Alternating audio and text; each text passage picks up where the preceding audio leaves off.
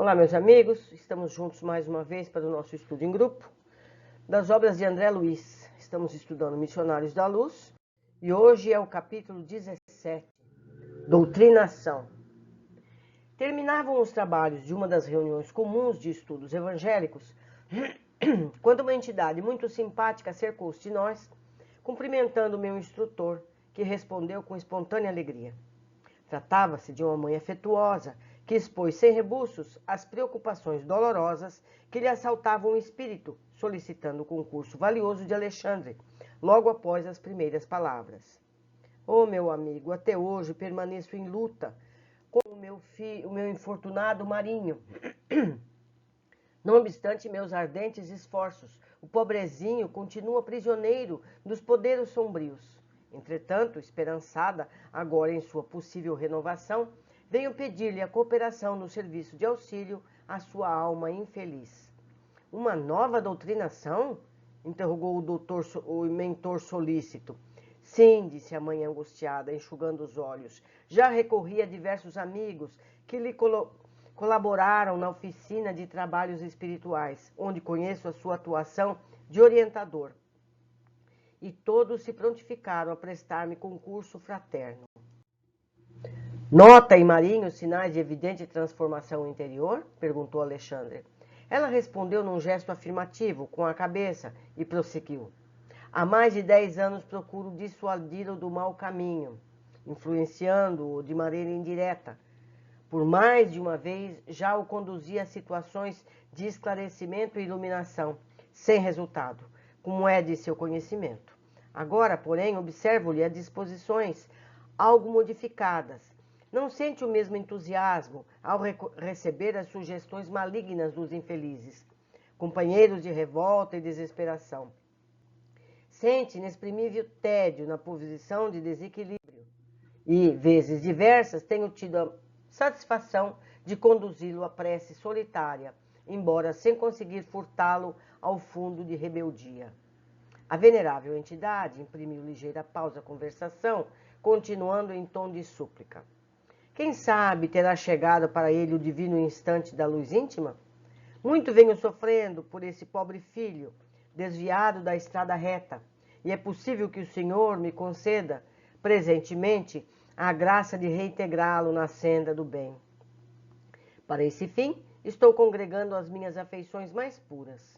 Em seguida, fixando o mentor com estranho brilho nos olhos, implorou: Oh, Alexandre, conto com seu apoio decisivo. Preciso trabalhar por Marinho. De sua desventura, me julgo culpada até certo ponto e confesso-lhe, meu amigo, que me sinto cansada, em profunda exaustão espiritual. Compreendo-a, exclamou o interlocutor comovido. A luta incessante para arrebatar um coração amado, prisioneiro das trevas, dá para esgotar a qualquer um de nós. Tenha calma, porém. Se Marinho permanece agora entediado diante dos companheiros de criminoso desvio, então será fácil ajudar-lhe o espírito, recolocando-o no caminho da verdadeira elevação.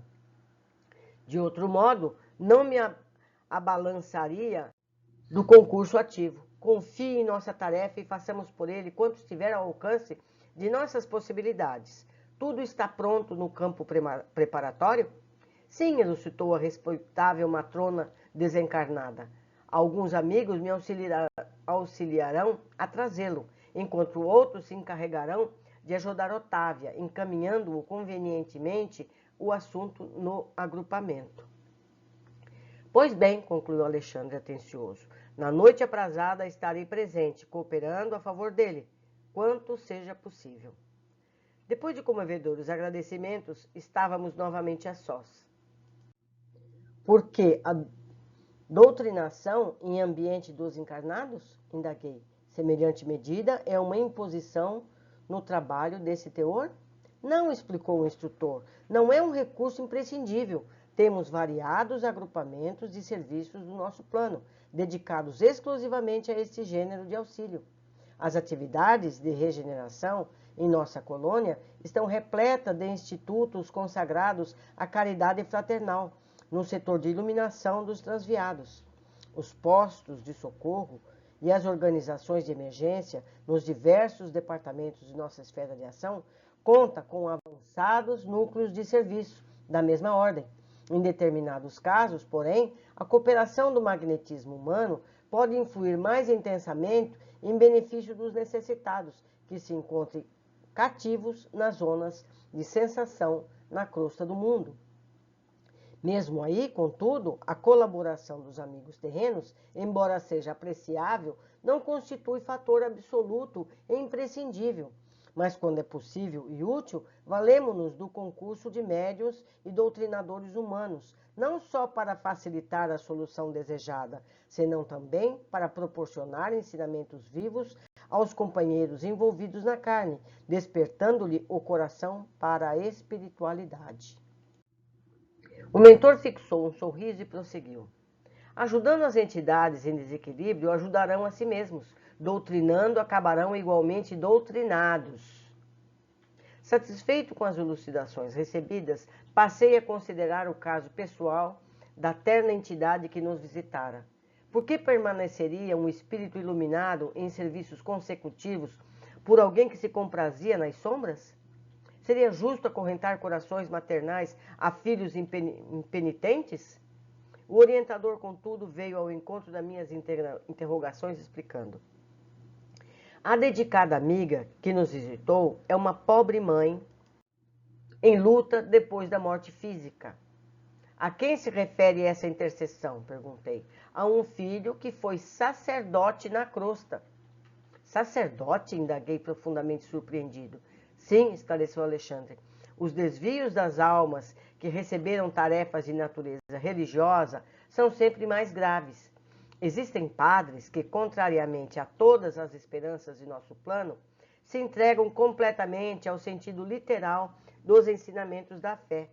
Recebem os títulos sacerdotais como um médico sem amor ao trabalho de curar, ou como os advogados, sem qualquer espécie de devotamento ao direito. Estimam os interesses imediatos, requisitam as honrarias humanas e, terminada a existência transitória, se encontram em doloroso fracasso da consciência.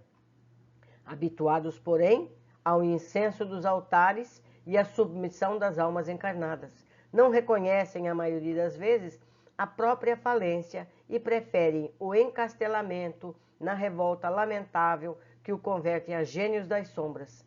Neste particular, acentuou o instrutor, modificando a inflexão da voz, devemos reconhecer que semelhante condição, nesse lado da vida, é a de todos os homens e mulheres de inteligência notável, com primores de cultura terrestre, mas desviado do verdadeiro caminho de elevação. Moral.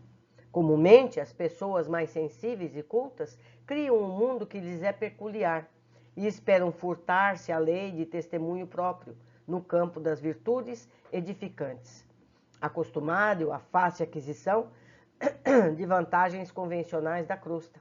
Pretendem resolver, depois da perda do corpo físico, os problemas espirituais pelo mesmo processo e encontrando tão somente a lei que manda conceder a cada um segundo as suas obras. Não raro, agravam a situação internando-se no escuro país do desespero, onde se reúnem a inúmeras companhias da mesma espécie. Dentre as criaturas dessa ordem, sobressai a elevada percentagem dos ministros de várias religiões, referindo-nos apenas aos das escolas cristãs. Verificamos que a maioria não pondera na exemplificação do próprio Mestre Divino. Cerram olhos e ouvidos aos sacrifícios apostólicos. Simão Pedro, João Evangelista, Paulo de Tarso, representam para eles figuras demasiadamente distantes. Apegam-se às decisões meramente convencionais dos concílios, estudam apenas os livros eclesiásticos e querem resolver todas as transcendentes questões da alma através de programas absurdos de dominação pelo culto exterior. Erguem basílicas suntuosas, olvidando o templo divino no próprio espírito. Homenageiam o Senhor, como os orgulhosos romanos reverenciavam as estátuas de Júpiter, tentando subornar o poder celeste pela grandeza material das oferendas. Mas ai, esquecem o coração humano, menosprezam o espírito de humanidade, ignoram as aflições do povo e a quem foram mandados servir, e cegos aos próprios desvairios, ainda aguardam um céu fantástico que lhes entronize a vaidade criminosa e a ociosidade cruel. Alexandre, neste ponto das elucidações, como se fora chamado a meditações mais profundas, silenciou por momentos, continuando em seguida. Para estes, André, a morte do corpo é um acontecimento terrível. Alguns enfrentam corajosos a desilusão necessária e proveitosa. A maioria, porém, fugindo ao doloroso processo de readaptação à realidade, precipita-se nos campos inferiores da inconformação presunçosa, organizando perigosos grupamentos de almas rebeladas com os quais temos de lutar por nossa vez. Quase todas as escolas religiosas falam do inferno de penas angustiosas e horríveis, onde os condenados experimentam torturas eternas. São raras, todavia, as que ensinam a verdade da queda consciencial dentro de nós mesmos, esclarecendo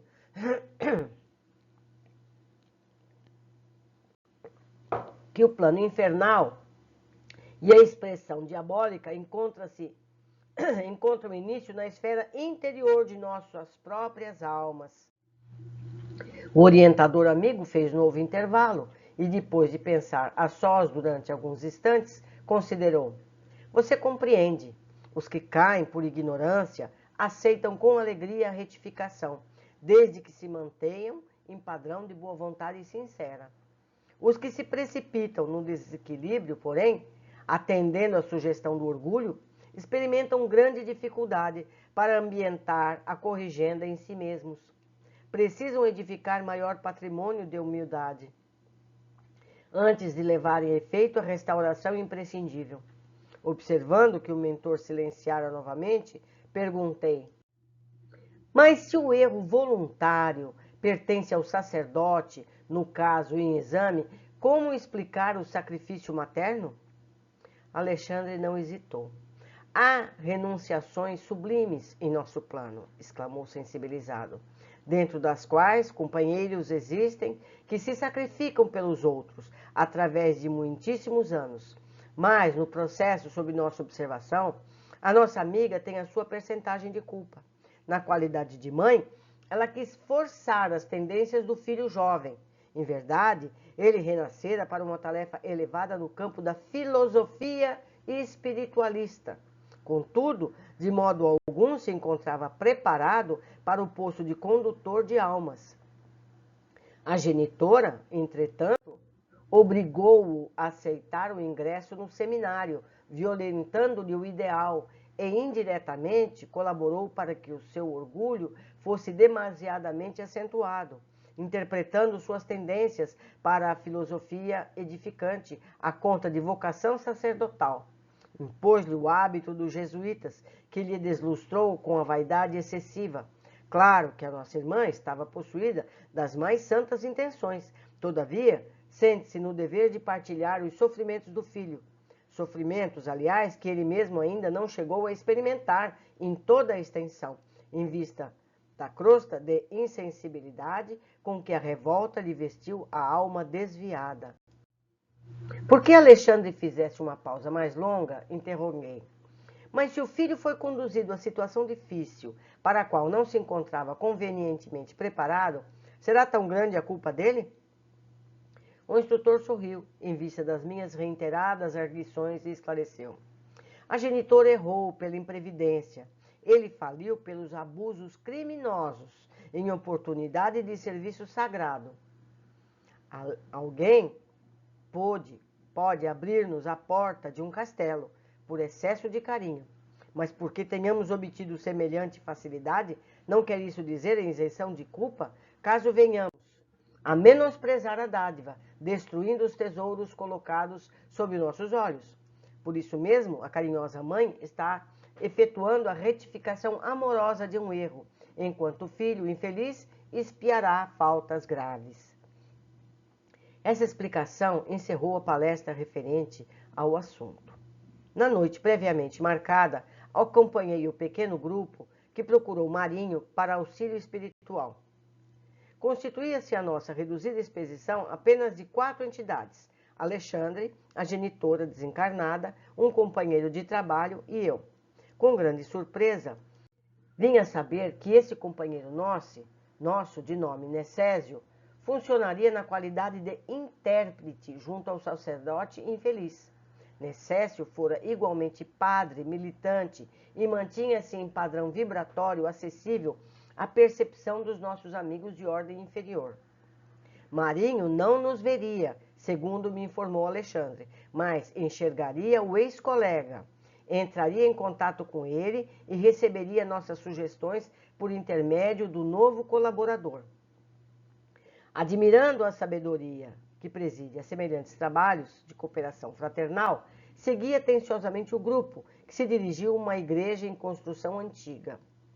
Se estivesse ainda na carne, talvez o quadro, sob o meu olhar, me despertasse terríveis sensações de pavor. Mas agora, a condição de desencarnado impunha-me a disciplina emotiva.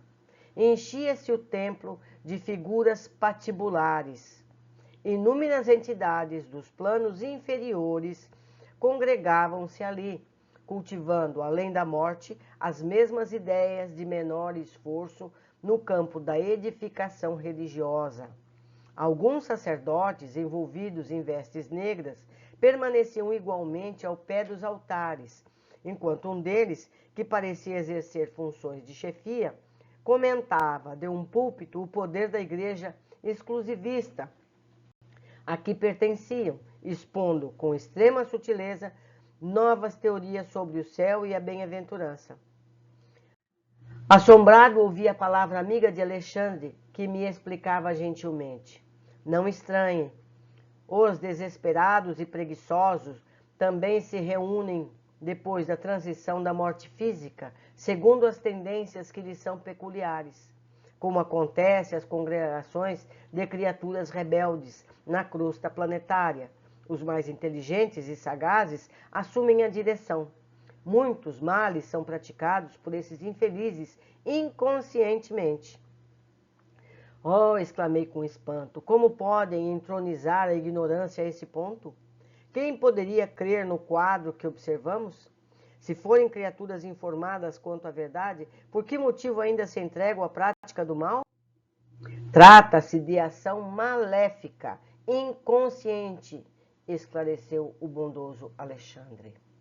Mas, respondi aturdido, por que contrassenso, almas cientes da distância que as separa da carne não se rendem à lei do bem? O instrutor sorriu e obtemperou. Entretanto, na própria humanidade encarnada, você encontrará idênticos fenômenos, decorridos mais de 1000 anos sobre os ensinamentos do Cristo, com a visão ampla dos sacrifícios do Mestre e de seus continuadores, cientes da lição da manjedoura e da cruz, investido da posse dos tesouros evangélicos, abalançam-se os homens às chamadas guerras santas, exterminando-se uns aos outros em nome de Jesus. Instituíram tribunais de inquisição, cheios de suplícios, onde pessoas de todas as condições sociais foram atormentadas aos milhares em nome da caridade de nosso Senhor. E eu completo aqui, ainda hoje isso é feito, não da forma patibular dessa forma, mas verbalmente. As pessoas condenam umas às outras segundo os credos ou os comportamentos que têm. Nós precisamos estar atentos para não sermos nós um desses. Como você verifica, a ignorância é antiga e a simples mudança de indumentária que a morte física impõe não modifica o íntimo das almas. Não temos céus automáticos, temos realidades. Sem disfarçar meu assombro, voltei a indagar. Mas como vivem essas criaturas desventuradas? Obedecem a organizações que lhes sejam próprias? Possuem sistemas especiais? A maioria aqui, esclareceu o instrutor, é constituída de entidades desencarnadas em situação de parasitismo. Pesam naturalmente na economia psíquica das pessoas as quais se reúnem na atmosfera dos lares que as acolhem. Não creia, porém, na existência de organizações nas zonas inferiores. Elas existem e em grande número, não obstante os ascendentes de orgulho e rebeldia que lhes inspiram as fundações. Em semelhantes agrupamentos, denominam os gênios da perversidade deliberada. Aqui, sob nossos olhos, temos tão somente uma assembleia de almas sofredoras e desorientadas. Você não conhece ainda os antros do mal em sua verdadeira significação. Nós vamos ver isso em obras como Libertação mais à frente. E num gesto expressivo acentuou: não vivemos em paz com esses focos de maldade organizada? Compete-nos lutar contra eles até a vitória completa do bem. Mais uma vez senti a extensão e a magnitude dos serviços que aguardam os leais servidores de Jesus depois da morte do corpo físico. Escutava com interesse a engenhosa pregação do dirigente desencarnado, quando o novo cooperador que nos acompanhava fez-nos ligeiro sinal e a alguma distância, interessado em não se imiscuir na multidão, por causa de sua condição de visibilidade aos circunstantes. Sinal esse que a Alexandre atendeu imediatamente, seguindo pela genitora, aflita e por mim. O companheiro localizara Marinho e chamava-nos ao trabalho. Em recanto escuro de uma das velhas dependências do templo, mantinha-se a pobre entidade em meditação. A mãe carinhosa aproximou-se e avagou-lhe a fronte. Todavia, o filho infortunado, como acontece à maioria dos homens terrestres, em face da influência das almas superiores, apenas sentiu uma vaga alegria no coração. Avistou, porém, o nosso novo amigo, com o qual estabeleceu interessante diálogo. Logo após receber afetuosa saudação, perguntou o Marinho surpreso: foi também padre? Sim, respondeu Necécio com simpatia. Pertence aos submissos ou aos lutadores? Interrogou o Marinho, algo irônico, dando a entender que por submissos compreendia todos os colegas cultivadores da humildade evangélica e por lutadores todos aqueles que, não encontrando a realidade espiritual, segundo as falsas promessas do culto exterior, se achavam entregues à faina ingrata de revolta e desesperação. Pertenço ao grupo do Boa Vontade, respondeu Necésio, com inteligência. O instrutor, porém, fez-me perceber que a hora não comportava conversações, e, auxiliando Necésio, localizou o Marinho dentro do círculo magnético, onde, com surpresa, verifiquei a presença de vários desencarnados sofredores, trazidos por outros pequenos grupos de amigos espirituais e que, por sua vez, aguardavam a oportunidade de doutrinação. Sentindo agora o ambiente em que se achava, Marinho quis recuar, mas não pôde. A fronteira vibratória estabelecida pelos nossos colaboradores e a reduzida distância da mesa de fraternidade impediam-lhe a fuga. Isso é um logro, clamou revoltado. Sossegue, respondeu Necésio, sem se alterar. Você conquistará grande alívio. Espere, poderá desabafar suas mágoas e ouvir as palavras compassivas de um orientador cristão, ainda encarnado. E em seguida, quem sabe, talvez possa haver algum ente querido que se encontre em zonas mais altas, à espera de seu fortalecimento e iluminação. Não quero, bradava o infeliz. Sabe assim a verdade, meu amigo? Perguntou-lhe o nosso companheiro com inflexão e ternura. Poderá adivinhar a procedência do socorro de hoje? Conseguirá lembrar-se de quem me enviou ao seu encontro? O sacerdote desencarnado fixou nele os olhos tomados de expressão terrível, mas Necésio, sem perder a calma, falou depois de uma pausa mais longa. Sua mãe. Marinho escondeu o rosto nas mãos e prorrompeu em pranto angustioso. A esse tempo, secundado por diversos auxiliares, Alexandre prestava ao organismo de Otávia o máximo de concurso fraterno em cotas abundantes de recursos magnéticos. Compreendi que, se para os fenômenos de intercâmbio com os desencarnados esclarecidos era necessário o auxílio de nosso plano no campo mediúnico, no caso presente, essa cooperação deveria ser muito maior em vista da condição dolorosa e lastimável dos comunicantes. Com efeito, a médium Otávia recebia os mais vastos recursos magnéticos para a execução de sua tarefa. Daí a minutos, providenciava-se a incorporação de Marinho, que tomou a intermediária sob forte excitação. Otávia, provisoriamente desligada dos veículos físicos, mantinha-se agora algo confusa, em vista de encontrar-se envolvida em fluidos desequilibrados, não mostrando a mesma lucidez que lhe observávamos anteriormente. Todavia, a assistência que recebia dos amigos de nosso plano era muito maior. Um instrutor de elevada condição hierárquica substituiu Alexandre junto da médium, passando o meu orientador a inspirar diretamente o colaborador encarnado que dirigia a reunião. Enquanto isso ocorria, vários ajudantes de serviço recolhiam as forças mentais emitidas pelos irmãos presentes. Veja que trabalho, quantas pessoas envolvidas para ajudar uma alma.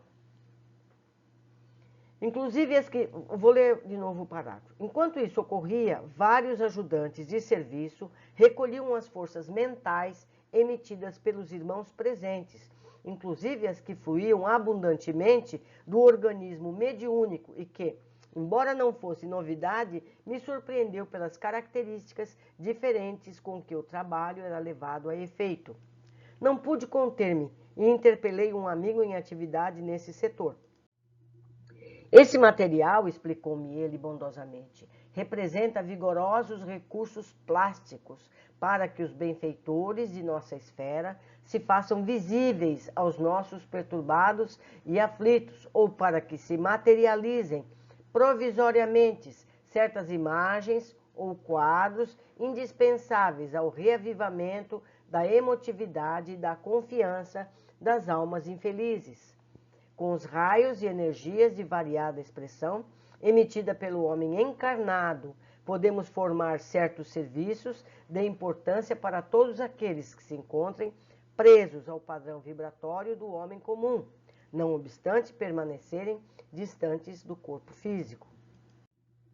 Compreendi a elucidação, reconhecendo que, se é possível efetuar uma sessão de materialização para os companheiros encarnados, noutro sentido, a mesma tarefa poderia ser levada a efeito para os irmãos desencarnados, que condição inferior.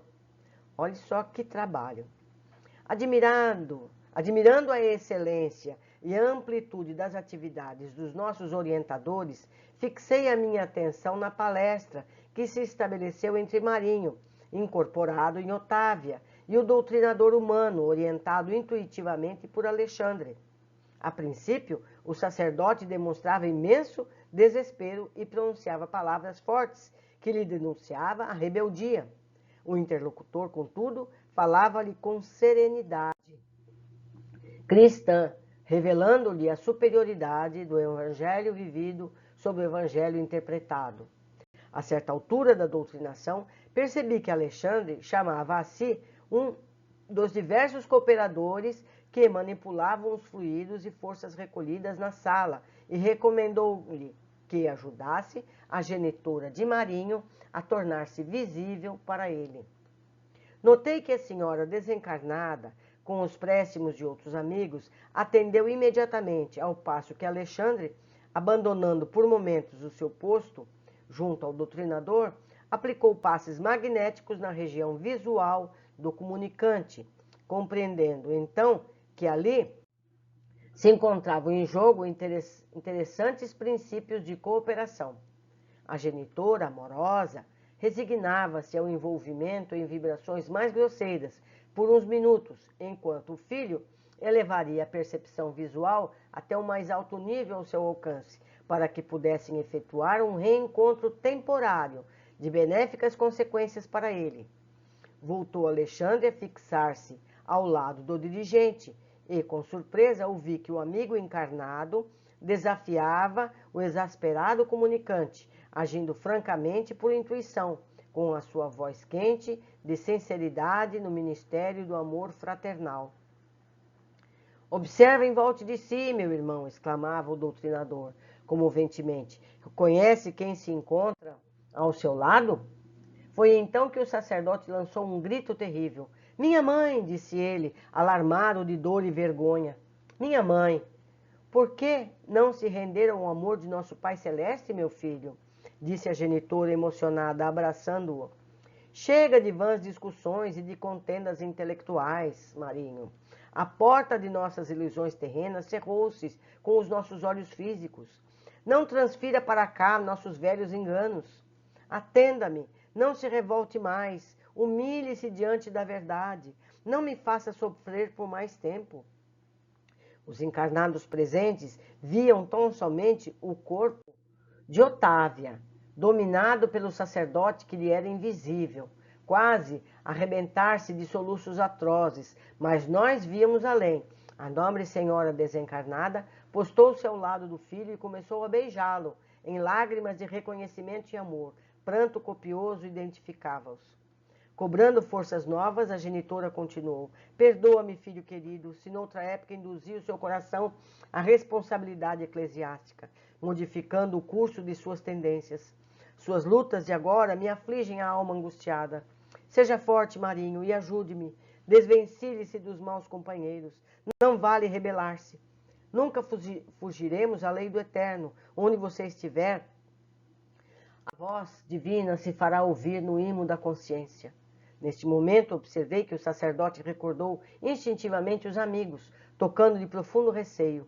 Agora que reencontrava a mãezinha carinhosa e devotada a Deus, que sentia a vibração confortadora do ambiente de fraternidade e fé, sentia medo de regressar ao convívio dos colegas endurecidos no mal.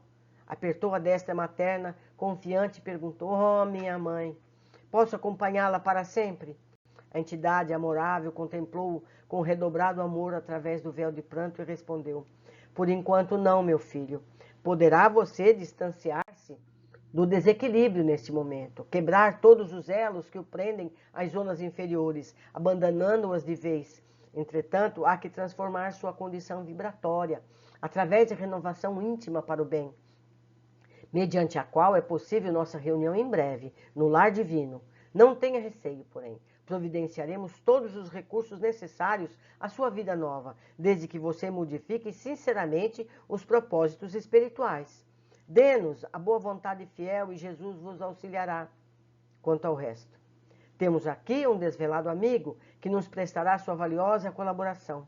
Refiro-me a Necésio, o bom irmão que o trouxe ao nosso encontro. Ele colocará à sua disposição os recursos preciosos à conduta diferente. A princípio, Marinho, você experimentará dificuldades e desabores. Será assediado pelos antigos companheiros, que se converterão em adversários. Mas sem a luta que facilita a aquisição dos valores reais, não aprenderemos onde se encontra o nosso verdadeiro lugar na obra de Deus. O filho infortunado prometeu-lhe a transformação imprescindível. Depois de encorajá-lo com ponderada ternura, a devotada senhora deixou-o entregue aos cuidados de Necésio, que, prazerosamente, recebeu a missão de encaminhá-lo na esfera dos deveres novos. Após despedir-se da mãezinha abnegada, que voltou à nossa companhia, o sacerdote conversou ainda por alguns minutos com o dirigente encarnado da reunião, surpreendendo-o com a mudança brusca. Fora obtido, de fato, uma dádiva do Senhor. A dedicação maternal produzira salutares efeitos naquele coração exasperado e desiludido. Marinho não poderia ser arrebatado das sombras para a luz somente em virtude da amorosa cooperação de nosso plano, mas recebeu nosso auxílio fraterno. Eu utilizaria os elementos novos para colocar-se a caminho da vida mais alta. Reconheci, admirando a justiça do Pai, que a genitora dedicada não poderia entregar-lhe a colheita de luz que lhe era própria. Contudo, fornecia-lhe valiosa semente para que ele as cultivasse como bom lavrador. Outros grupos, procedentes de outras regiões, traziam seus tutelados para a doutrinação, de acordo com o programa de serviço estabelecido previamente. Foram 4 as entidades que receberam os benefícios diretos dessa natureza através de Otávia e outro médium.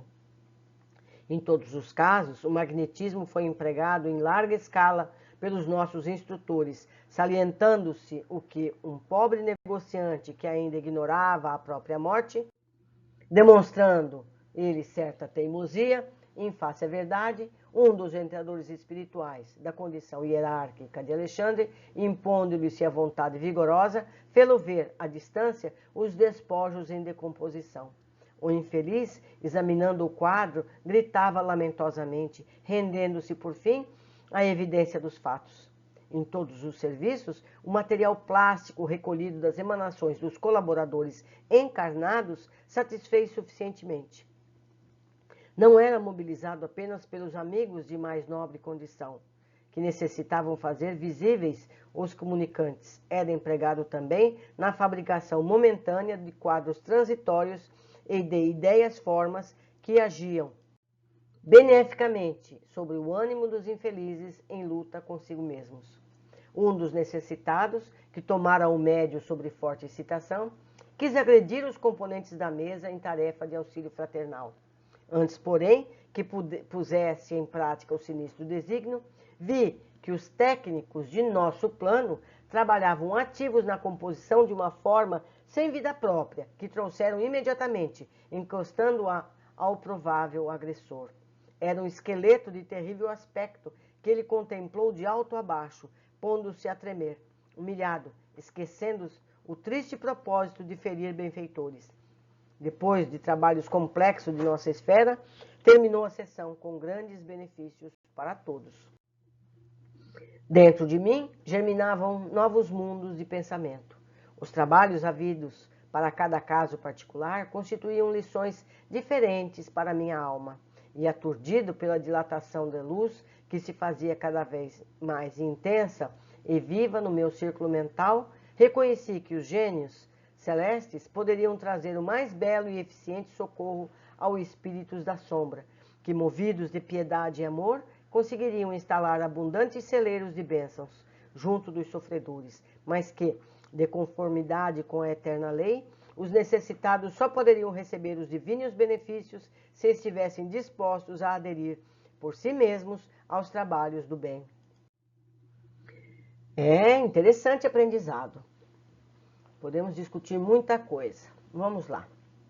Primeiro, André questiona Alexandre sobre as razões de levar Marinho para um contato com médios encarnados. Alexandre esclarece. Em determinados casos, porém, a cooperação do magnetismo humano pode influir mais intensamente em benefício dos necessitados que se encontram cativos nas ondas das sensações na crosta do mundo. Valemo-nos do concurso de médiuns e doutrinadores humanos, não só para facilitar a solução desejada, senão também para proporcionar ensinamentos vivos aos companheiros envolvidos na carne. E acrescenta que, pelo fato de os encarnados orientarem os necessitados desencarnados, acabam também por receber os ensinamentos que ministram repetidamente. Vale a oportunidade para comentar que o termo doutrinar está sendo substituído por esclarecer. Para sermos doutrinadores, precisaríamos estar muito mais alto espiritualmente. Essa mudança é recente. Então, as pessoas que ajudam no trabalho de desobsessão não estão mais se autodenominando doutrinadores. São orientadores, esclarecedores, certo? Quem somos nós para doutrinar se nós ainda não somos capazes de nós mesmos nos orientarmos?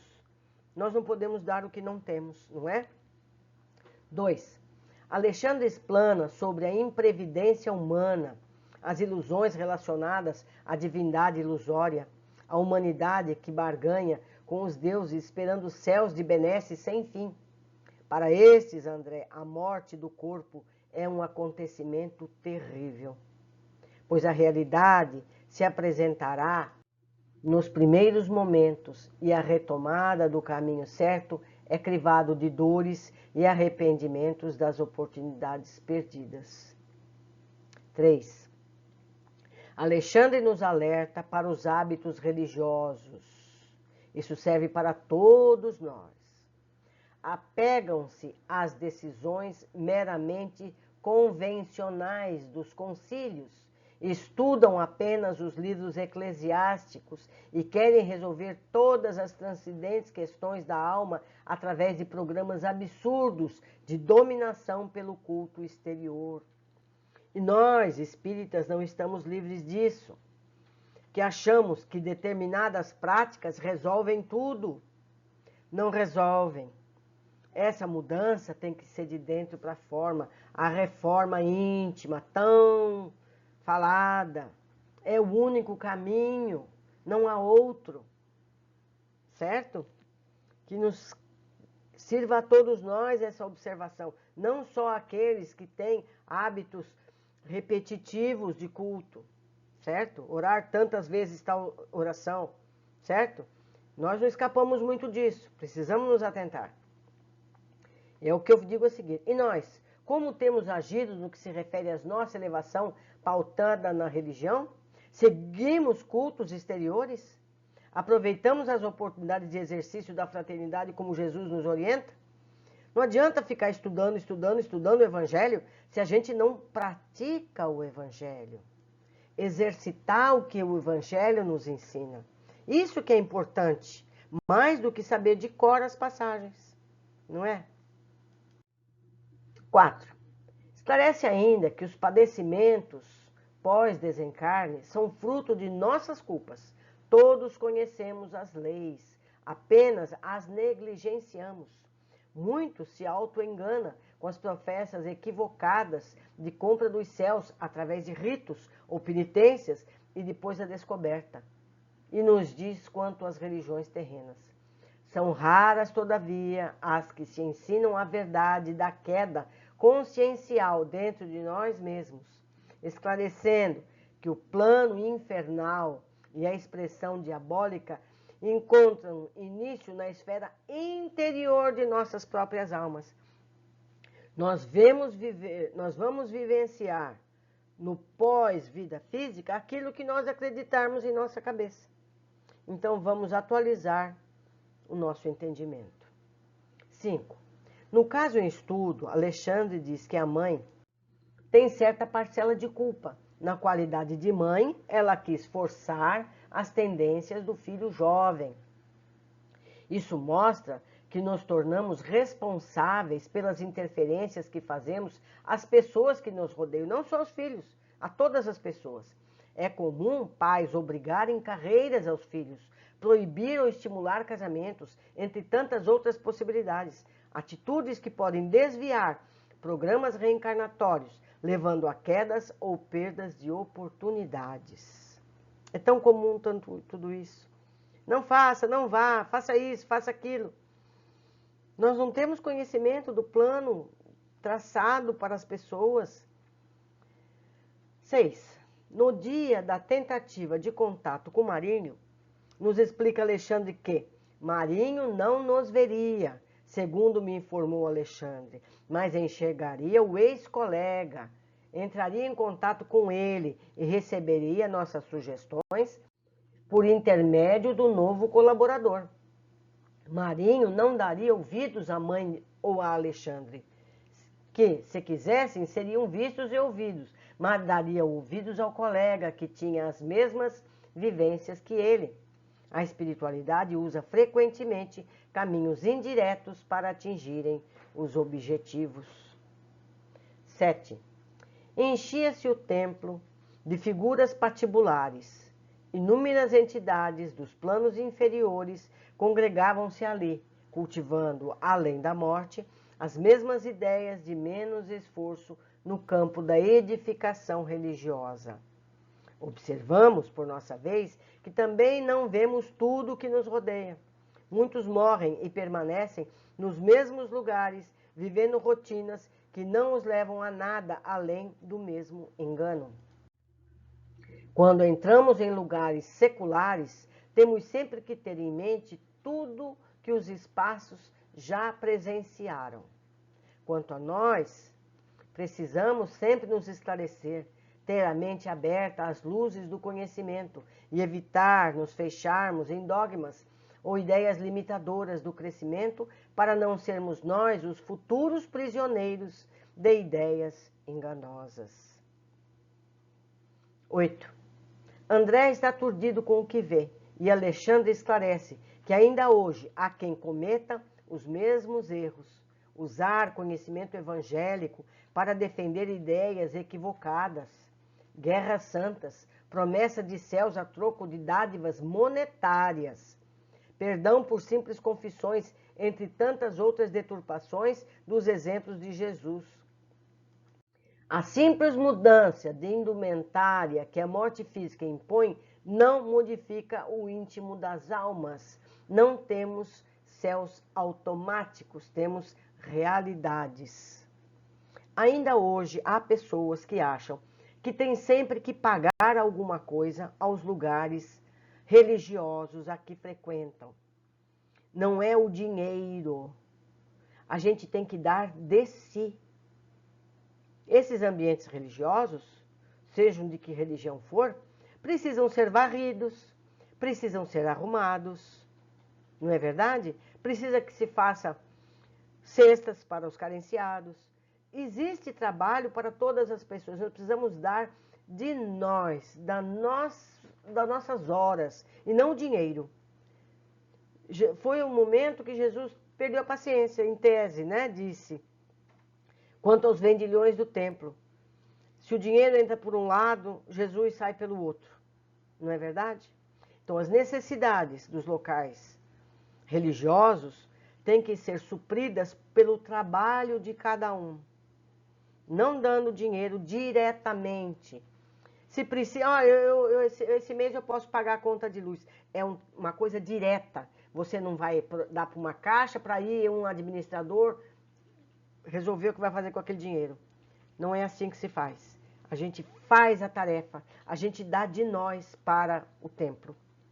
Seguindo, André questiona sobre a situação desses espíritos, ao que Alexandre explica que se mantém às custas de parasitismo. Captam as energias das pessoas que as abrigam vibratoriamente. Esclarece ainda que o plano espiritual inferior é bem organizado. Aqui, sob nossos olhos, temos tão somente uma assembleia de almas sofredoras e desorientadas. Você não conhece ainda os antros do mal em sua verdadeira significação. Como eu disse durante a leitura, nós vamos ver isso nas obras seguintes de André Luiz. Entre elas se destaca Libertação. Nós vamos ver muito dessa organização nas áreas da espiritualidade inferior, ou melhor, ignorante. Isso devemos ter em mente sempre, não subestimar a espiritualidade inferior, muitas vezes organizadas por mentes inteligentes e ardilosas. Nossa defesa é o controle pessoal, manter pensamentos elevados, longe da inveja, raiva ou qualquer pensamento que nos afaste dos exemplos de Jesus. Com esse tipo de pensamento, positivo, fraterno, nós temos uma vacina contra a espiritualidade ignorante. Não precisa ritual, não precisa nada. É aqui dentro, do coração e da mente, que a gente se vacina. 10. Localizou o marinho dentro do círculo magnético, onde, com surpresa, verifiquei a presença de vários desencarnados sofredores, trazido por outros pequenos grupos de amigos espirituais, e que, por sua vez, aguardavam a oportunidade de doutrinação, ou esclarecimento, como se diz agora. Interessante descrição de André. Outros espíritos do bem trouxeram outros espíritos para aproveitarem a oportunidade de serem esclarecidos na mesma oportunidade. Esses espíritos seriam apenas observadores, certo? Iam aprender através do que estava se passando com o outro. 11. Atentemos para o esclarecimento. Se para os fenômenos de intercâmbio com os desencarnados esclarecidos era necessário o auxílio de nosso plano no campo mediúnico, no caso presente, essa cooperação deveria ser muito maior em vista da condição dolorosa e lastimável dos comunicantes. A médium encarnada precisa de apoio extra quando atua com espíritos ainda ignorantes. Um espírito mais elevado se encarregou de dar suporte à médium, enquanto Alexandre se dedicava a orientar o dirigente da reunião, encarnado Vou ler outra vez. Um espírito mais elevado se encarregou de dar suporte à médium, enquanto Alexandre se dedicava a orientar o dirigente da reunião encarnado para o diálogo com Marinho. 12. Enquanto se processava um encontro esclarecedor entre os benfeitores e Marinho, vários ajudantes de serviço recolhiam as forças mentais emitidas pelos irmãos presentes, ou seja, além dos que estavam trabalhando na mesa de esclarecimento, havia, nesse caso, outras pessoas presentes, como espectadores, na verdade, fornecedores de material magnético, ectoplasma, energias magnéticas de toda a natureza, para que o trabalho pudesse ser executado. Atualmente, esse número paralelo está muito reduzido. Não se tem mais, como tinha no passado, essa plateia. Então, vale observar essa necessidade. Essas pessoas não precisam necessariamente estar presentes na cena, na sala. Podem estar perto de. E essas energias dessas pessoas que estarão em oração, dedicadas à ajuda, fornecerão esse material. Continuando, ou seja, as pessoas presentes nas reuniões dessa natureza também colaboram com os trabalhos, doando forças mentais. Para isso é tão importante que mantenham a mente equilibrada e dedicada a temas elevados e completa. Representa vigorosos recursos plásticos para que os benfeitores de nossa esfera se façam visíveis aos irmãos perturbados e aflitos, ou para que materializem provisoriamente certas imagens ou quadros indispensáveis ao reavivamento da emotividade e da confiança das almas infelizes. Há centros espíritas que, nesse mesmo horário, tem um grupo de pessoas que cantam músicas com teores elevados. Então, eles estão todos pensando em uníssono, cantando aquela música de teor elevado e doam energia para os trabalhos na sala de tratamento desses espíritos, de esclarecimento. Então, há muitas formas de se ter essas pessoas sem ser presentes na mesma sala. Mais uma vez, temos a informação que os pensamentos carregam matéria capaz de ser modelada e ser visível segundo as necessidades de momento. E mais, com os raios de energias de variada expressão emitida pelo homem encarnado. Ou seja, a espiritualidade precisa também de matéria mental de encarnados para as tarefas de apoio espiritual. Mais um motivo para estarmos frequentemente disponíveis para as atividades dessa natureza. Nos colocarmos à disposição durante as horas de sono, quando nos desdobramos e podemos ser úteis nessas oportunidades de socorro. Exatamente, isso é mais uma forma. Se os trabalhos se desenvolvem em horário em que já há pessoas dormindo, essas pessoas podem ser levadas em desdobramento para essa doação. 13. A espiritualidade usa de imagens criadas como ferramenta de convencimento daqueles que ainda estão presos às ideias equivocadas. Nos disseram acima, se é possível efetuar uma sessão de materialização para os companheiros encarnados, noutro sentido, a mesma tarefa poderia ser levada a efeito para os irmãos desencarnados em condição inferior.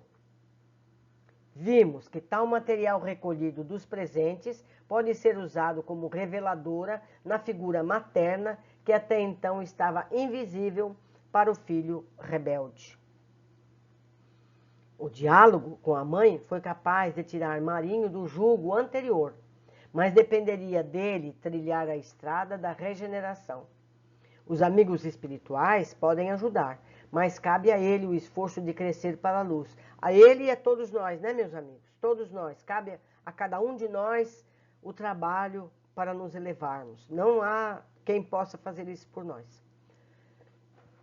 15. Mais uma vez descreve a utilização da matéria recolhida dos pensamentos dos presentes. Falam em ideias, forma. Já estudamos anteriormente as formas pensamento, que se trata da mesma matéria mental plasticamente manipulada. Fonte de nossa pesquisa foi o livro Formas Pensamento, de C.W. Leadbeater, disponível aqui mesmo no YouTube. Eu tenho esse estudo aí. Esse livro pode ser encontrado em PDF.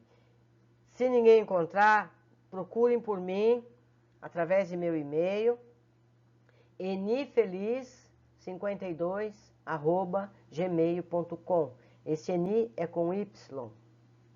ENY feliz 52@gmail.com, e eu encaminho o livro para todos aqueles que solicitarem. Um grande abraço a todos, espero pelos comentários que vocês podem fazer, podem me esclarecer alguma coisa que eu tenha me equivocado, e assim todos nós crescemos. Um grande abraço, até o nosso próximo encontro.